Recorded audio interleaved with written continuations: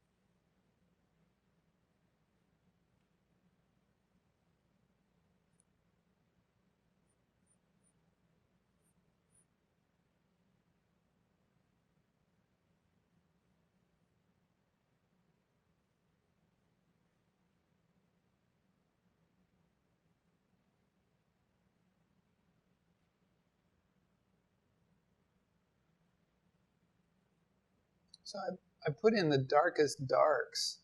And then what I'm doing is I'm going to look at that middle value that he's laid in, this darker middle value.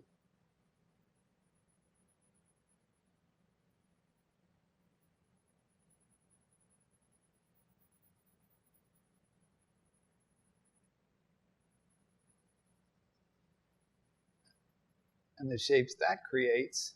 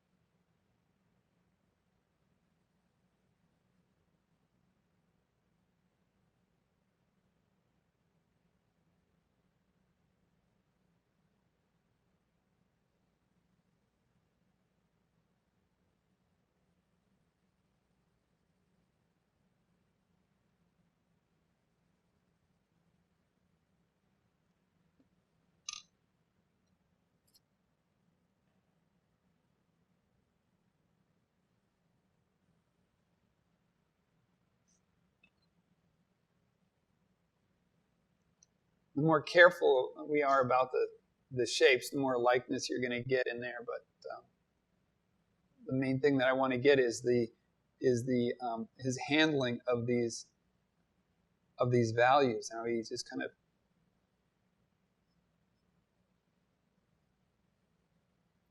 of subtly, kind of painted over and kind of wax on, wax off kind of approach. There's a stroke in here with a collar that kind of lightens that collar up, and then he just gives a little tiny flick of it in the back that starts to feel like a secondary light source, a reflected light that's bouncing off the back, but all it is just a light value stroke on the back of the collar there. Okay.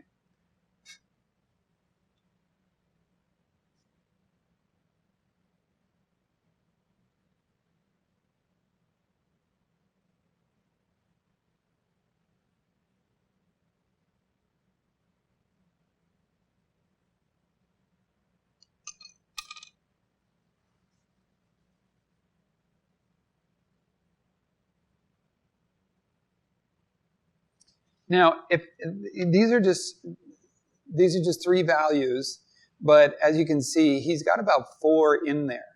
4 basic values. This is the strongest contrast in here, but I'm going to go ahead and put in the next value would be the local value in here.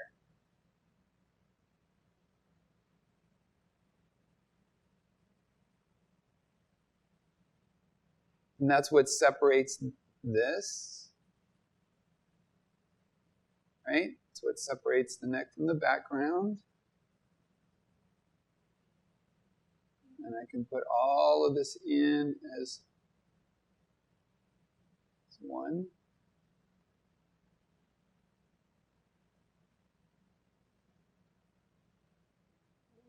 local value.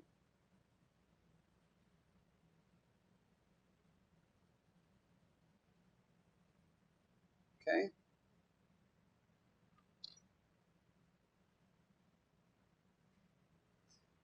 And then, out of that local value, there's one thing that happens with local values too. She has a complexion, and with rosier cheeks, she's going to get a little bit denser in here with that complexion.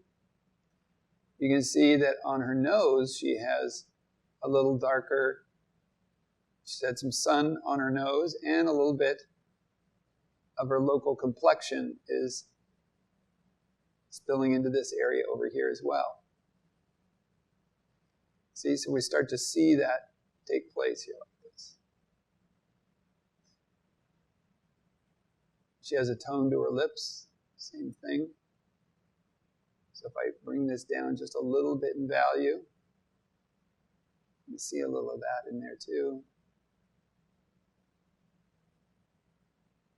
A little bit more.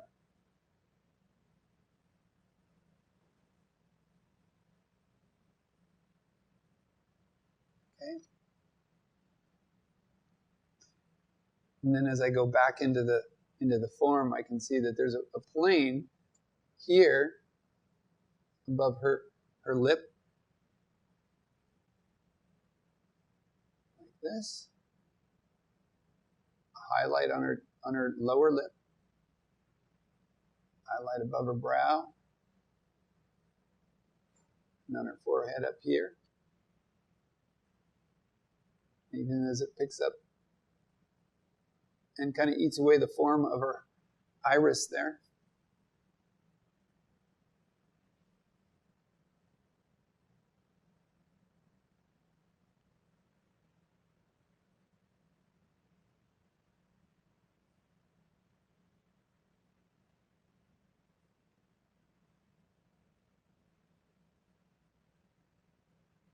Maybe even picking up a little bit there.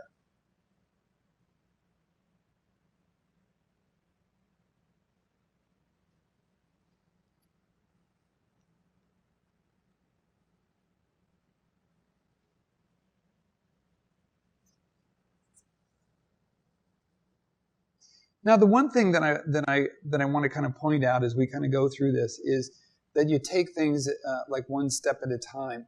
Don't try to draw everything at once, and don't try to look at merging the local values and the form in one move. Okay? If when you do that, the result is you kind of lose track of where you are in your drawing, and I'll go through that real clearly just this one time. When I've talked about line, mass, and form, okay, as we approach something like this, you might start with your line. And if you do, get your line and finish your thought, okay? If I'm going to go about doing this, maybe I'm going to get my overall shape. And how you arrive at this, there's a lot of different ways. Some people draw a lot of straight lines and converging straight lines and find it that way. But the main thing is that you complete this idea. Okay, I'm going to even put some lines in here that. Okay.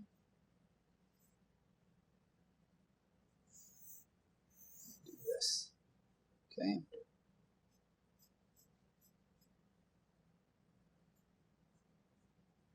And I'm using some of these lines to get my measurement, to get my geography, if you will, of where certain things exist on her face.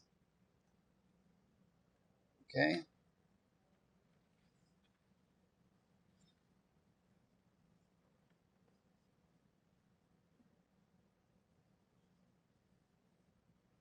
And that's going to be the purpose of this line, is to understand the geometry of or kind of the geography of what's going on in her face. The boundaries of some of the shapes and stuff. But I'm going to stay with this line until I get this line working.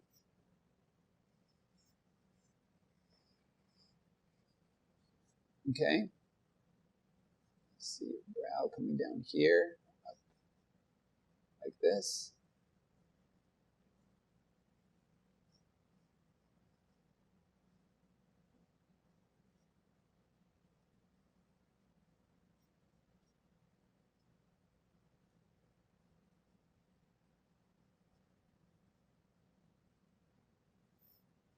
So I'm staying with the idea of line first. I'm getting that line in there first.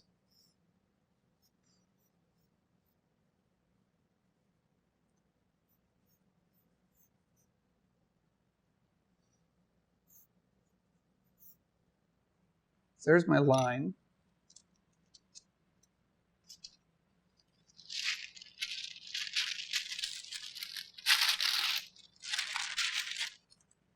And then I'm going to look at my next thought would be the form.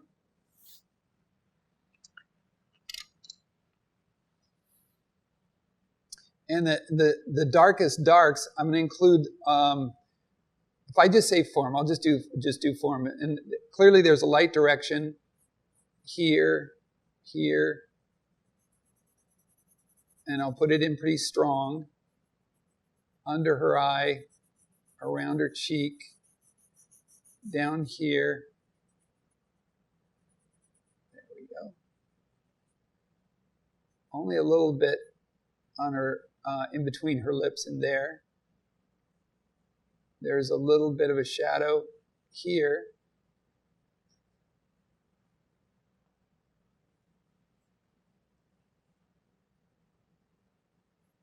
This is going to go up this way.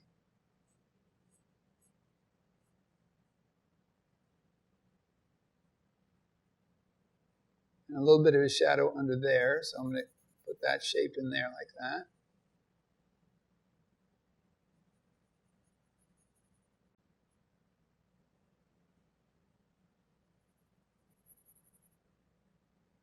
The shadow, the thickness of her lid. Shadow on her eyeball. Under her eye, on her cheek, in there. Her hair is going to be in shadow here like this.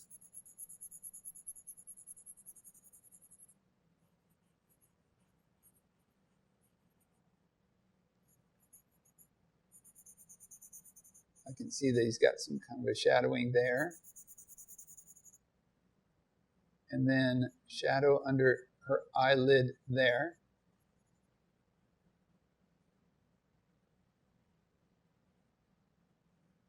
Her eyebrow, I'm sorry. And then her eyelid here. And then her eye is in shadow. And the front of her eye has a little bit of shadow there. Her ear has a little bit of shadow in here from her hair as it kind of goes over the top. There's a little bit of a shadow shape there. Collar's in shadow there. And this comes down in here like this. There's another little bit of shadow right in there that kind of goes up the side there. And then there's a appearance of a shadow up here like this.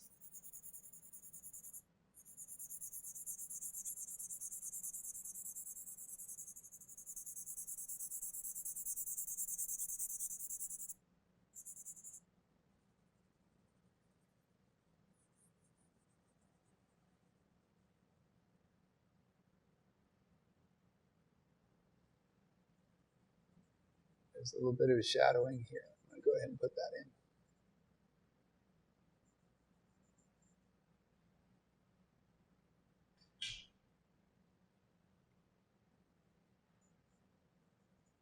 I'm real careful about these little shapes. Her hair, probably a shadow under there.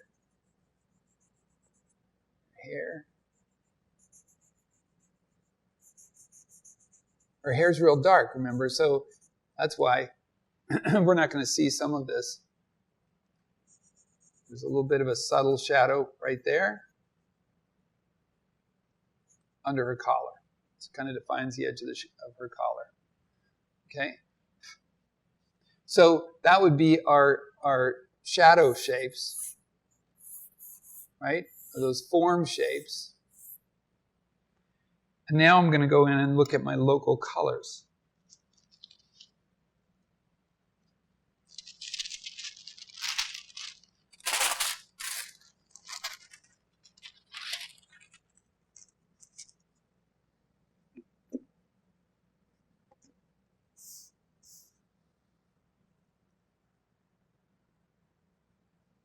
And in this case, I'm going to see that her hair is pretty dark.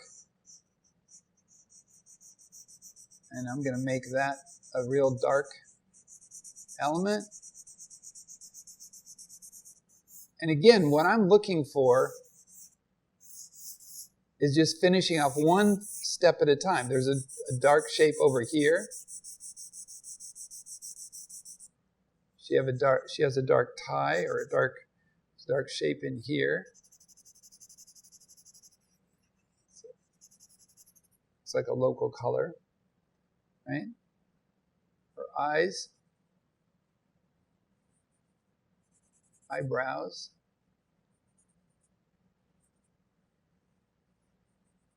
eyelashes, and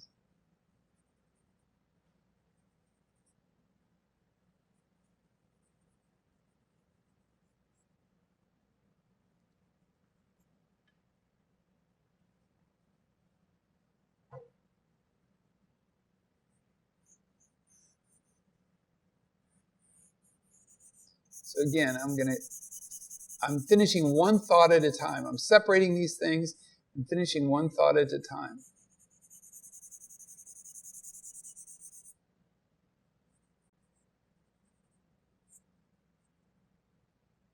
Okay, I'm looking at like the local values again. Let me give this another color here.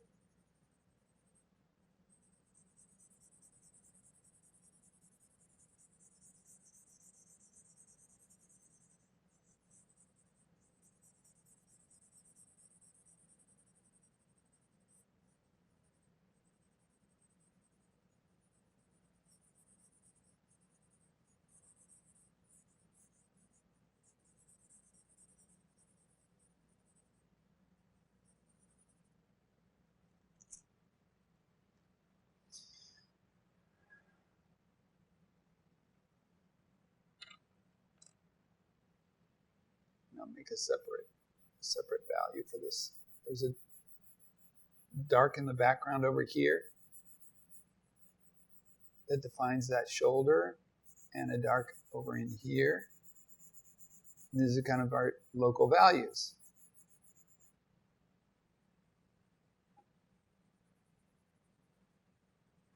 Now, one of the things that I'm going to see too is that her lips have just a little bit darker local value too. So I'll just go ahead and make them a little bit darker this way too.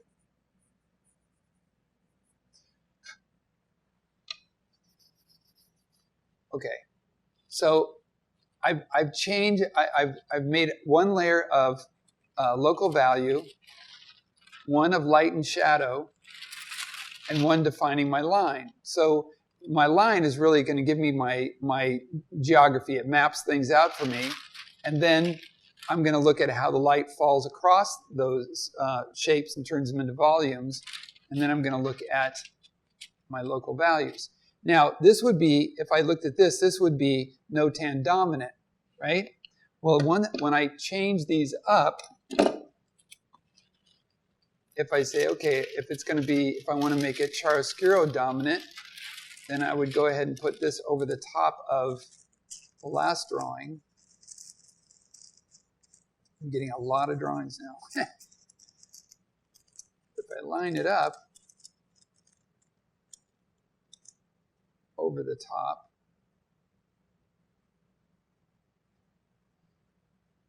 you can see how the form is a little bit dominant over the local values. Okay, does that make sense? And if I took the line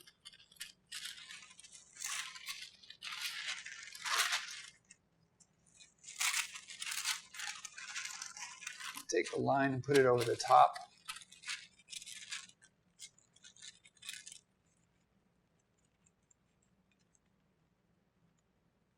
I get a little bit of form in there, right? I get a little bit of form, but my line is dominant over the form. I get this out of the way completely.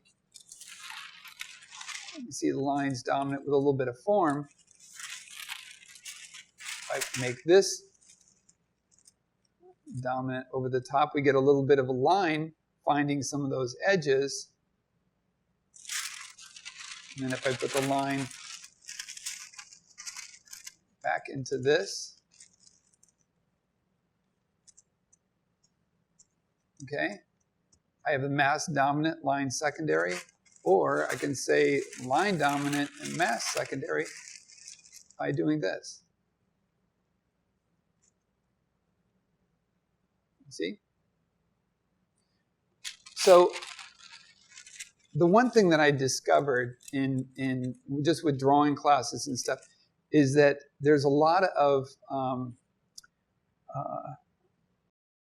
the one thing that people have a hard time with is similar. It's a similar situation. If you're looking at when you first start drawing something, if you start drawing the line, your line drawing and doing a careful line drawing, and then you start laying in form before you've finished your idea of line, and then you start putting in local values, you start chasing your tail. That's when you get into trouble.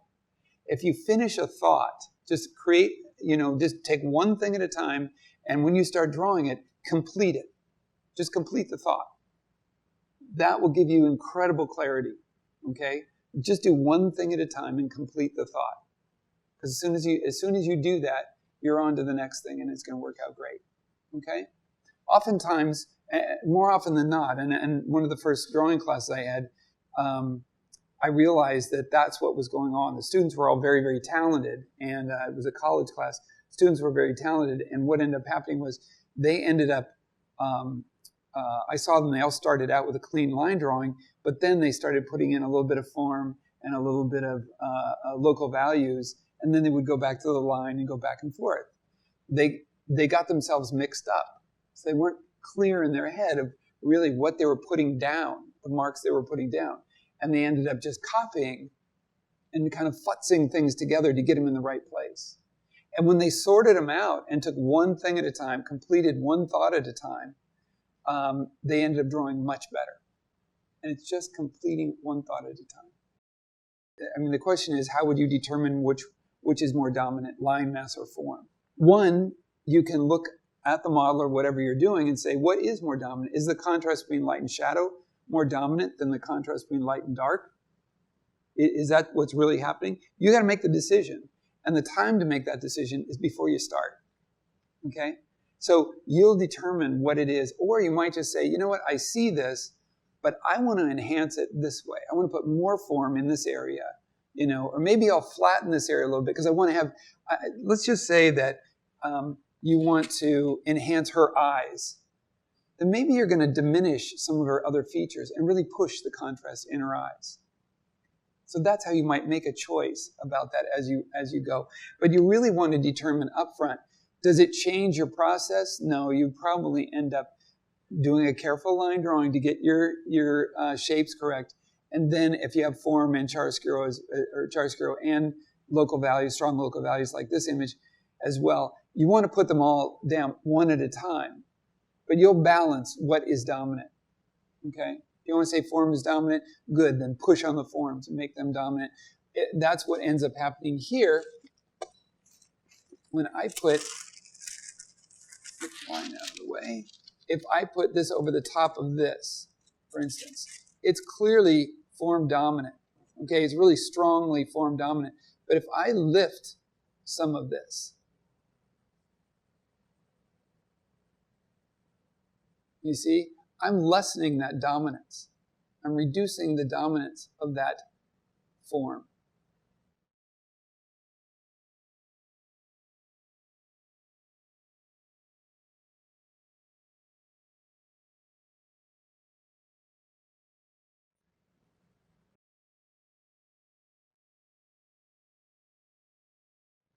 Okay, so as you can see with this, when I diminish the contrast of form on there from that previous drawing, when I diminish the contrast, now all of a sudden I've increased the local value. And so it's kind of softened up the whole image a little bit more, right?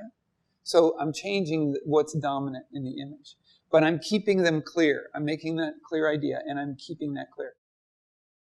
So what you can do for next week, go ahead and go through these other images and draw them, the other images on the pad that I put in here. You can draw them, pick the ones you want to do. Do it 3 or 4 or 5 of them if you want, and draw them in line and then mass and form. But keep it clear. Finish one, then the next, then the next, okay? If you want to do it on tissue like this, that's the easiest way to do it. Keep your ideas clear. Okay, that was great. So what I'd like you to do now and do for homework is do some drawings. I want you to take any images. You can take them from the site. You can take them photos of your own. But what I would like you to do is draw from the figure or landscape. I would like you to draw and design an image. Okay, I'd like you to design the image in line, just using line. And then what I'd like you to do is I'd like you to, you can use tissue paper and overlay, whatever you'd like. And then I would like you to draw just the mass, just the local values, the contrast, the darks and the lights, and how they group together. So just everything from mid-value down goes black, everything from mid-value up goes white. I want you to break down your image that way. And then on another overlay or another layer, I would like you to create the form by identifying where the shadow shapes are, okay? And the shadow shapes will become black, and anything that's in light will become white. So it's really important that you can learn to assess the difference between these primaries of design and how you break them apart. Because the better you are at understanding and visualizing these things, the better you'll be at manipulating these things in your compositions.